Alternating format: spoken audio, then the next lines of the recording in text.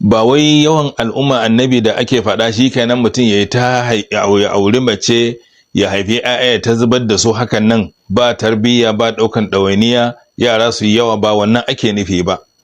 Don wasu da yawa yau musulmai zaka ga mutum ba da halin aure ko ba da ƙarfi, mutum yana neman a taimaka masa, da za a bashi jari ko da za a bashi wani zakka ko da za a bashi wani kyauta, maimakon ya zai iya inganta zamansa da matarsa ɗayan nan da yaransa 4 ko 5 suna gidan haya, ko kuma a gidan na kansu ne amma ɗaki ɗaya ne da shi da matarsa da 'yan duk ɗaki ɗaya ne, maimakon da Allah ya yalwata masa ya fara yalwata gidan, ya gamsar da iyalinsa ta fuskar abinci, tufafi, abin da ya kamata, sannan ya hangi wani. Amma da zaran ya samu sai kaga ya je ya karo aure.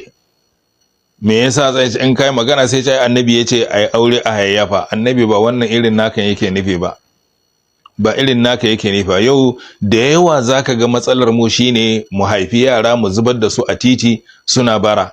Ya za a yi ka auri mace ka haifi yara 4 5 sai ka ce wai ka tura su a wajen malami a kai su daga wani gari zuwa wani gari ko su je da kansu, yaro yana wahala da kire yake bara ya ci abinci, ran da aka yi ruwa ba zai samu abinci ba, ko kuma yaro yana kwana karkashin kwalbeti, ko kuma yaro yana kwana a tasha. Yau matsalar mu kenan a Borno, a kawo yara a yi ta jibgewa a wannan tashan Joni ko hanyar Bulunkutun nan, a kawo yara a mota a zubar da su a tafi, ba a san ina gidansu ba, ina iyayensu, ina malamansu, kawai a zo a zuba muku yara.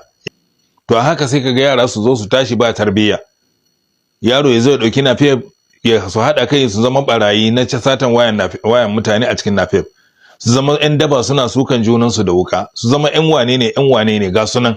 Me yasa? Saboda an zo an haifi yara an zubar da su ba tare da daukan ɗawainiya ba. Yaushe annabi zai alfahari da barayin waya? Yaushe annabi zai alfahari da wanda kansu magashi nan ba wanki ba wanka ba tajewa? Yaushe annabi zai alfahari da wanda ya aske rabin kansa ya bar rabin kansa? Yaushe annabi zai alfahari da wanda yake zagin uwarsa yake zagin mahaifinsa, wanda a cikin anguwa duk ya zama fitine mutane?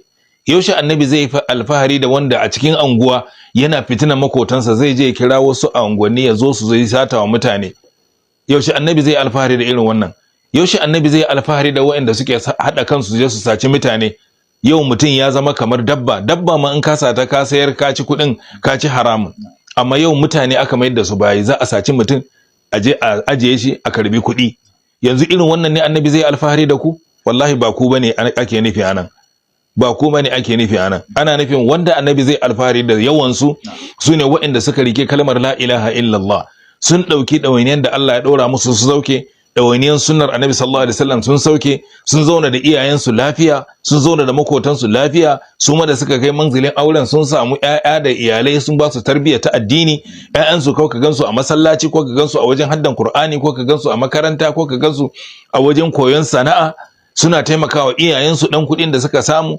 Amma ba wanda zai dauki mahaifinsa ya je ya yi kidnapping din gyatumarsa, akwai wanda ya kidnapping din uwarsa ya kidnapping. Ni naga hoton shi, bidiyon sa yana magana.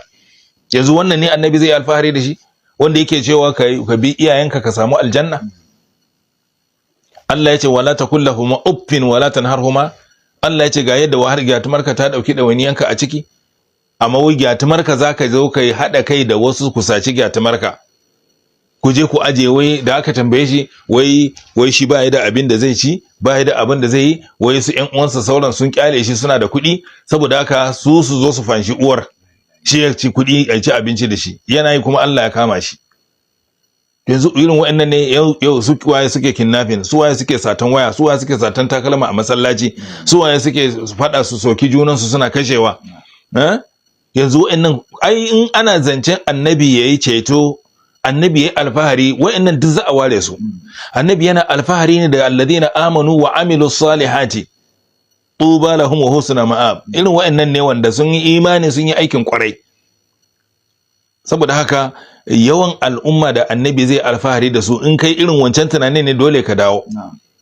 In baka da karfin da zaka yi sana'a, in baka da sana'ar da kake yi, kawai kai ka wanke 10 ka cusa 5 ne, a ce maka bismillah ka zo kana ci anan, a ce maka bismillah kana ci a can. Baka da sana'ar da zaka ga taro ko kobo, baka da abin da zaka yi karfa wa kanka asiri, karfa wa irin mutane da ka kawo asiri, to kada maka yi auren. Sai ka koma hadisin wa man lam yastati fa alaihi bis-sawm fa innahu lahu wija. Sai ka dinga azumi ba wani abu, ka yi azumi ka sha jarkanwa shikenan an ce wai ga jarkanwa menene matan goro ne ko me ake cewa gardawa sun sani.